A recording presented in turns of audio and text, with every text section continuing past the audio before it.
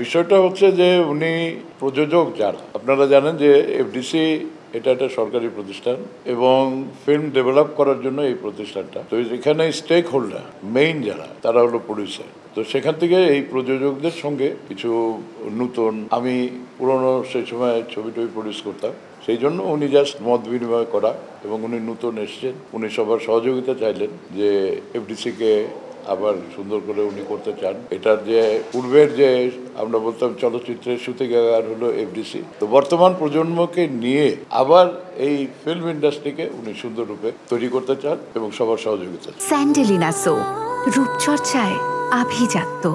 যে কোনো ভালো কাজ আমি মনে করি যে সাংগঠনিকভাবে যারা স্টেক হোল্ডার, যারা যে কাজ করে পেশাজীবীভাবে, তারা যদি একত্রিত হন এবং সেটাকে উন্নয়নের দিকে নিয়ে যেতে চান, আমার মনে হয় যে সবাই আমরা সহযোগিতা করব, পুরনো নতুন সবাই মিলেই। আর চলচ্চিত্রটা শিল্পকর্মের পাশাপাশি কিন্তু এখন অনেক বড় একটা বিনোদন, এবং সেই বিনোদনে আমাদের যে আগের সঙ্গে যদি আমরা কম্পেয়ার করি তাহলে খুবই মনে হয় যে গরিবী হাল শব্দটাই বলতে চাচ্ছি। তো সেটাকে আমি আশা করি যদি সবাই মিলে আমরা চেষ্টা করি, হয়তো আবার নতুন করে আমাদের এই ফিল্ম ইন্ডাস্ট্রিটা তৈরি হবে। সময়ের সঙ্গে সঙ্গে কালের বিবর্তনে সবই পরিবর্তন হয়ে যায়। এক সময় সিনেমাই ছিল আমরা যখন কাজ করেছি প্রধান একটা বিনোদন। যদি একটা উৎসব হতো, ঈদ হতো, তখন পারিবারিক বিনোদনের জন্য অনেক যেসব আয়োজন থাকতো তার মধ্যে সিনেমা দেখাটাও একটা বড় আয়োজন, সবাই মিলে দেখতে। এখন আমাদের হাতের মুঠোয় সিনেমা, আমাদের টেলিভিশনের সিনেমা, সিনেমা হলে সিনেমা, তো এইটার একটা বিস্তৃতি হয়েছে প্রযুক্তির কারণে। কিন্তু ঘুরে ফিরে দিন শেষে কিন্তু একটা কথা আমাদের সবাইকে মানতে হবে যে এখনো কিন্তু সিনেমাই ডমিনেট করছে টেলিভিশনে, সিনেমাই ডমিনেট করছে ডিজিটাল প্ল্যাটফর্মে, সিনেমাই ডমিনেট করছে সিনেমা হলে এবং আমাদের মোবাইলে। সুতরাং এই সিনেমাকে নিয়েই আমাদেরকে চলতে হবে এবং সেই সিনেমার উন্নয়নের জন্য বর্তমান প্রজন্মে আমাদের যেটা মনে হয় যে একটু ঘাটতি হয়েছে, সেটা হলো যে প্রযুক্তির যে বিষয়টা আছে সেটা আমাদের এখানে অনুপস্থিত হয়ে গেছে। তো সেটাকে ডেভেলপ করার জন্য আমাদের এখন একটা ফিল্ম একাডেমি করা দরকার, আমাদের একটা ফিল্ম ইনস্টিটিউট হওয়া দরকার। সেখানে আমাদের যে ইয়াং জেনারেশন যে ছেলেপেলেরা আছে, যারা ডিজিটাল ওয়ার্ল্ডে এখন কর্মকাণ্ড করছে, লেখাপড়া করছে, তাদেরকে ট্রেনিং দিতে হবে। এইটা যদি প্রায়োরিটি বেসিসে আমরা করতে পারি তাহলে আমি মনে করি যে আমাদের ঠিক সিনেমা ইন্ডাস্ট্রিটা আগের মতোই সুন্দর হয়ে যাবে। এখানে যেটা আলোচনা হচ্ছে সেটা হলো যে এমডি সাহেব নতুন এসছেন, উনি পরিচিত হতে চাচ্ছেন এবং উনি দেখছেন যে চলচ্চিত্রের কোনো কর্মকাণ্ডই এখানে নেই, সব স্থবির হয়ে গেছে। সেটাকে কি করে আবার শুরু করা যায় সেই লক্ষ্যে উনি সবার সঙ্গে কথাবার্তা বলে একটা আইডিয়া তৈরি করছেন। সেখানে ডমিনেট হলো যে যারা চলচ্চিত্রের সঙ্গে সম্পৃক্ত, যারা ছবি তৈরি করছে, তাদের সবারই হলো যে এফডিসিতে যে সমস্ত ফেসিলিটিগুলো আছে সেই ফেসিলিটিগুলো অপর্যাপ্ত। যে ফেসিলিটিটা হওয়া দরকার, বাইরে ছবি নির্মাণের যে ফেসিলিটি আছে সেইটাতে তারা বেশি কমফোর্ট ফিল করে। তো এখানে ওনারা বলছেন যে আপনারা যদি আমাদের এই এফডিসির মধ্যে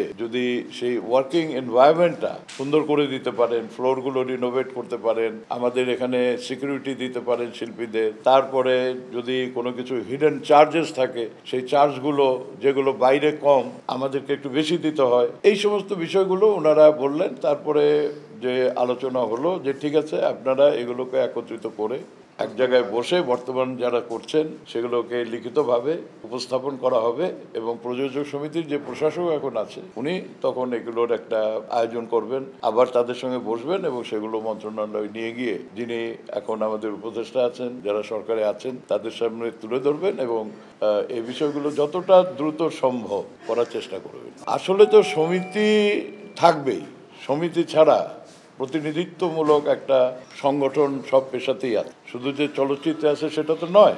এখন সেখানে যে আলোচনা, যেটা আপনারা যারা মিডিয়াতে, তাদের কল্যাণেই তো এত আলোচনা বেশি বেশি করে তৈরি হয়। আমার কথা হলো যেটা বাস্তবনিষ্ঠ, যেটা করলে পরে ভালো হবে, বস্তুনিষ্ঠ উন্নয়ন হবে, আপনারা সেগুলো প্রজেক্ট করবেন। আমি যেটা মনে করি যে একটা আন্দোলন হলো, বিপ্লব হলো, আমাদের ছাত্র সমাজ যেটা করেছে সেটা হলো মেধাবীদেরকে প্রমোট করা সর্বক্ষেত্রে। তো আমি মনে করি যে পূর্বে যে সমস্ত কর্মকাণ্ড হয়েছে সেই কর্মকাণ্ডগুলোর মধ্যেও নিশ্চয়ই কিছু আলোচনা, আপনারা নইলে এই প্রশ্ন করছেন কেন, কিংবা মন্ত্রণালয় এই বিষয়টাকে চিন্তা করছে কেন।